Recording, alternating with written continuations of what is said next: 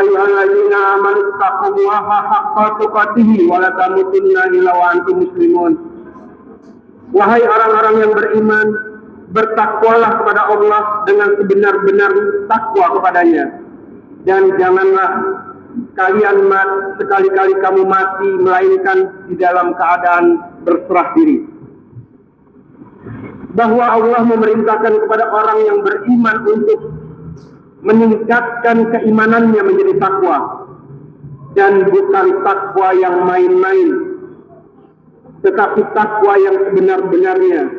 Jadi takwa yang diharapkan adalah bukan sekedar jargon-jargon yang banyak kita lihat, bukan tulisan-tulisan besar mengenai takwa yang ada pada spanduk-spanduk atau pada moto-moto tiap kota, bukan juga takwa yang menghiasi sumpah-sumpah jabatan para pejabat yang seringkali didustakannya sendiri, tetapi takwa yang dimaksud adalah takwa yang menghiasi dada-dadanya orang beriman. Kenapa takwa menjadi begitu penting buat manusia, sehingga kita diperintahkan oleh Allah untuk bertakwa? Bahkan kita tidak boleh mati sebelum ketakwaan itu ada di dalam diri kita, karena takwa itu akan menyelamatkan hidup kita di dunia. Bahkan takwa itu juga akan menyelamatkan hidup kita di akhirat. Apakah takwa itu dapat menyelamatkan hidup kita di dunia? Apakah ada kaitannya antara keselamatan hidup kita di dunia, keselamatan satu negeri, dengan ketakwaan manusia itu, dengan ketakwaan penduduk negeri itu? Kita lihat takwa akan menyelamatkan hidup kita di dunia. Di dalam surat Al-A'raf ayat 96 sampai 99. Di sana Allah menjelaskan, walau anna ahlal qura amanu wattaqau lafatahna alaihim barakatin minas samai wal ard walakin kazzabu fa akhadnahum bima kanu yaksibun. Di dalam ayat itu Allah menjelaskan, walau anna ahlal qura amanu wattaqau, jikalau sekiranya penduduk satu negeri itu beriman dan bertakwa. Penduduk negeri yang beriman dan bertakwa artinya penduduk negeri itu menjalankan syariat Allah. Negeri itu menjalankan hukum-hukum Allah. Negeri itu menjalankan syariat Islam. Itu yang namanya penduduk negeri yang beriman dan bertakwa.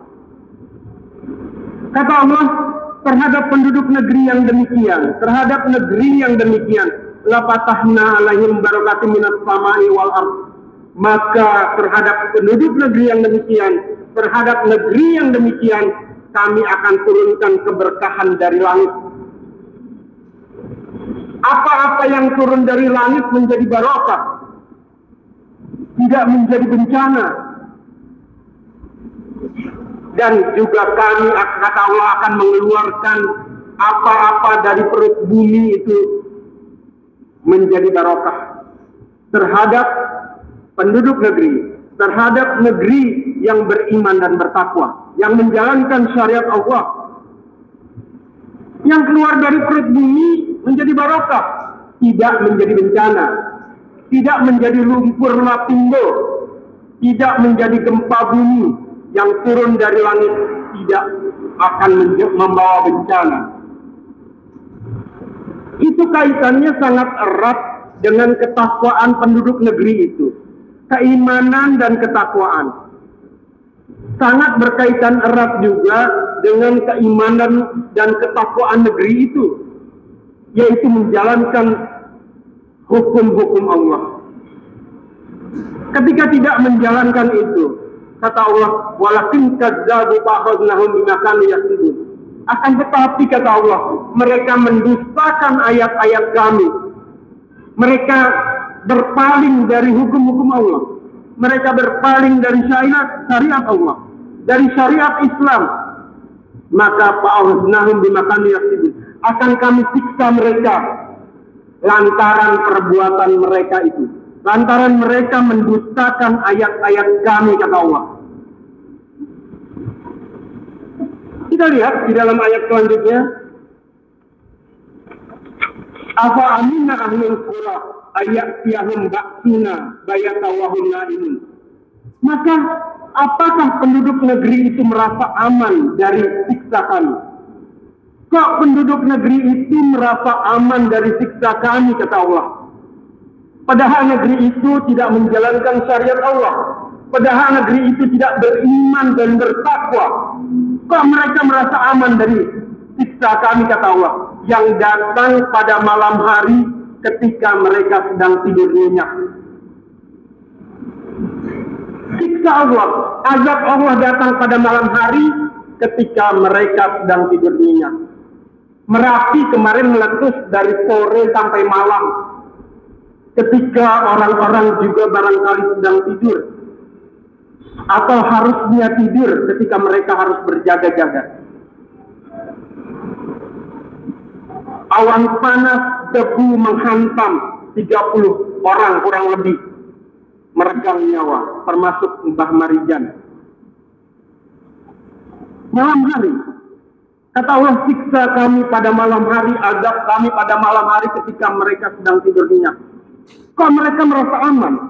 Kok mereka dapat tidur nyenyak ketika mereka tidak menjalankan syariat Allah, syariat Islam, di mana siksa Allah, azab Allah selalu mengancam kepada negeri-negeri yang tidak beriman dan bertakwa. Tsunami, gempa bumi di Mentawai juga sore hari. kurang lebih 130 orang, 300 orang bahkan, 300 orang lebih menjadi korban, 300 hilang.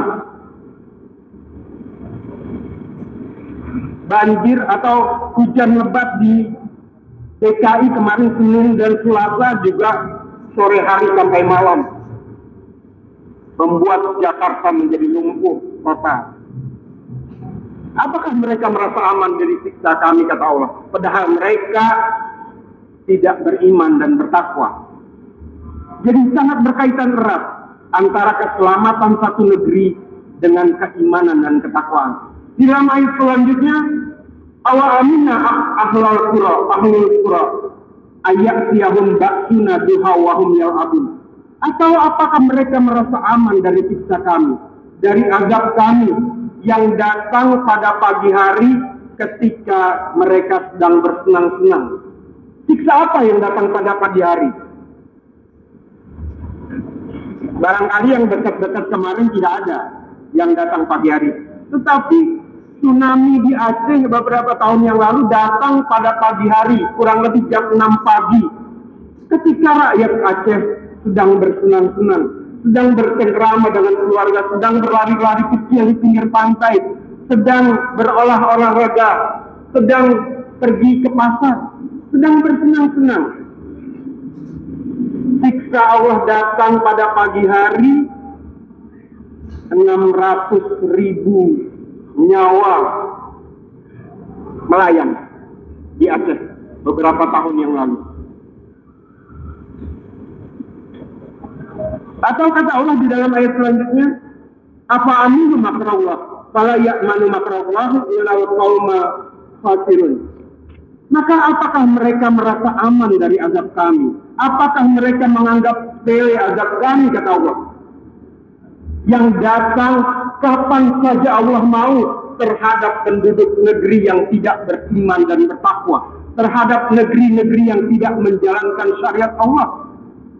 Kapan saja Allah mau, malamkah, pagikah, siangkah, atau kapan saja Allah inginkan untuk mengancam, untuk mengazab negeri itu. Banjir di Wasior, entah apa lagi, sebelumnya juga beruntun sebenarnya. Jadi ketakwaan, keimanan dan ketakwaan sangat berkaitan erat dengan keselamatan hidup kita di dunia.